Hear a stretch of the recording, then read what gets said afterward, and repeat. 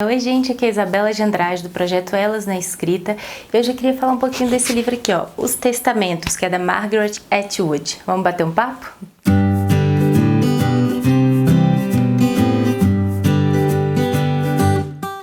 Esse aqui, ó, é a continuação do Conto da Aia, que foi o que eu até falei no vídeo anterior, justamente para puxar ali as memórias um pouco dessa leitura que eu fiz mais recente. O Conto da Aia, ele foi publicado originalmente em 1975, né, apesar de todo o burburinho dele nos últimos anos, então ele parece bem recente, mas a distância de publicação foi bem grande. Os Testamentos foi publicado em 2019, então foi um bom tempo ali de publicação entre um e outro.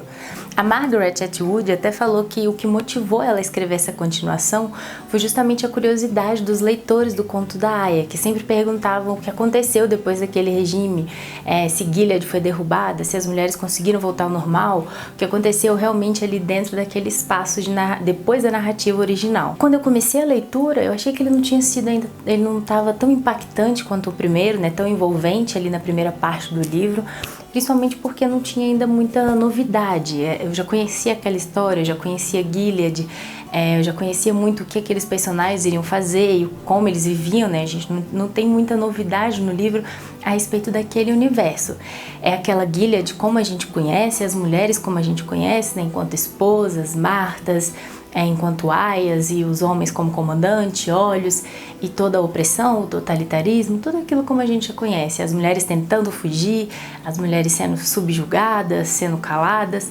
Mas ao longo do livro a gente vai se envolvendo um pouco mais porque a gente conhece a história das personagens principais e entende que elas começam ali a se relacionar para o que vai acontecer mais pro final. Elas vão começar a se envolver mais para frente do livro para finalmente tentar derrubar a República de Gilead. E o legal é que esse livro ele é contado por três pontos de vista bem diferentes. O do primeiro livro, né, justamente como o nome diz, o Conto da Aia, ele foi totalmente contado pelos olhos da June, né, a narrativa foi dela.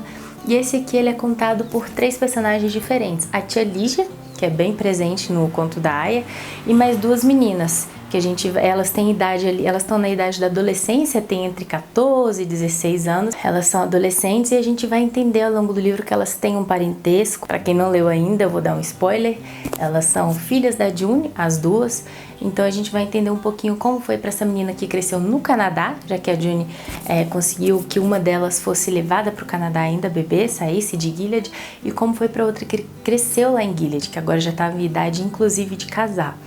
E ao longo do livro a gente acompanha um pouco então como foi isso. Essa menina em Gilead que tá ali em idade de casamento e que já tá com o casamento arranjado em vista, que tem os pais dela que não são os pais verdadeiros em Gilead, ela vai descobrindo toda essa origem dela, vai tendo muitos conflitos, não quer se casar, não quer virar esposa.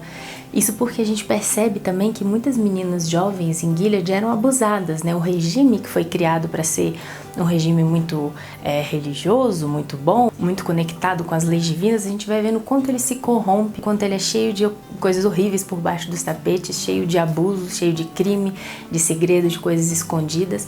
E a gente vai conhecer bastante esse lado de Gilead, né? Ainda mais podre do que o lado que a gente conhece no primeiro livro, através do olhar dessas duas meninas adolescentes. Então, o legal do livro é isso, é acompanhar como essa menina do Canadá e essa de Gilead e a tia Lídia vão se encontrar, como elas vão se relacionar ali dentro dessa narrativa nova e vão contribuir uma com a outra para tentar derrubar aquele regime. A primeira das meninas a gente vê que aqui cresceu no Canadá, obviamente tem muito mais liberdade. Ela estuda, vai na escola, aprende a ler, escrever, ela já tem os pais adotivos dela de lá, mas ela já tem outro tipo de mentalidade. E aquela que mora em Gilead, que inclusive é mais velha do que essa irmã mais nova dela, ela parece até mais nova por ter muito pouca vivência de vida. Ela parece mais ingênua, mais inocente e cresceu no meio daquele meio tão proibitivo, não sabe ler, não sabe escrever. A gente vai comparando um pouco essas diferenças. E a gente vai entender também um pouco a trajetória da tia Lígia, que é um personagem que a gente acaba vendo só o lado ruim dela, né? Só a sombra no livro anterior. Só que a gente vai poder entender como ela virou tia, como foi lá no início para ela. Aquelas mulheres que ordenavam outras mulheres, né, as tias, elas também foram capturadas, elas também foram subjugadas, elas também foram coagidas a entrar naquele regime, entrar naquele sistema. E a gente vê então o quanto isso estava dentro dela a vida inteira, que ela estava ali como tia, mas ela nunca esqueceu, né, realmente as origens dela, e o quanto ela vai ficando incomodada, e o quanto ela tenta agir a partir dentro do poder dela para ir derrubando algumas pequenas estruturas ali dentro de Gilead. Eu acho que esse é o mais legal desse segundo livro, a gente conhece esse lado um pouco mais humano da tia Lídia, né, e das outras tias também, que eram personagens mais distantes da gente no conto da Aya. Nesse aqui, os testamentos, a gente passa muito ali por dentro do Ardua Hall, onde elas viviam. Então a gente conhece um pouco mais o cotidiano delas, conhece a estrutura que elas criaram para as meninas mais novas que não querem ser esposas, que acham que não tem dom para o casamento, e muitas querem fugir do casamento, então podem virar tias. A gente conhece um pouco melhor essa estrutura.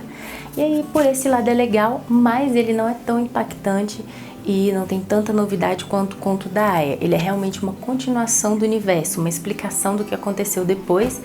E eu achei legal porque a Margaret soube trazer um pouco do que a gente viu na própria série, né, na adaptação.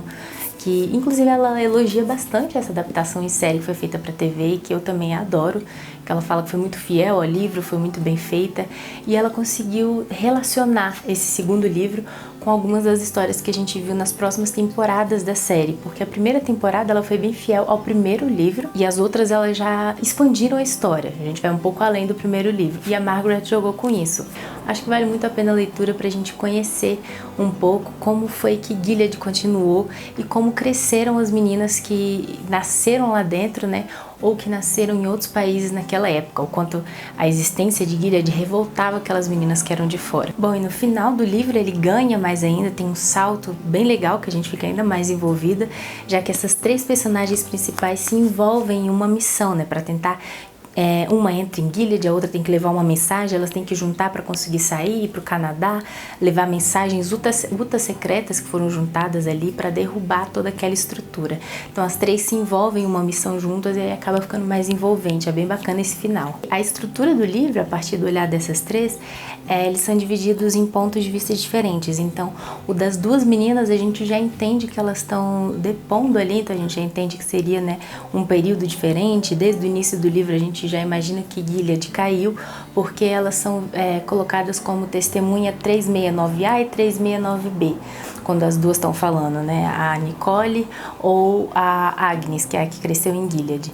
E o da tia Lídia, toda a narrativa dela é escrita a partir de cartas e textos que ela mesma deixou, que escrevia escondida enquanto ainda estava em Gilead, já bolando toda aquela estrutura, já maquinando como ela iria derrubar tudo aquilo. Outro ponto legal dos testamentos é que a gente vai conhecer um pouco mais de perto também a rotina dessas meninas que estavam crescendo por lá.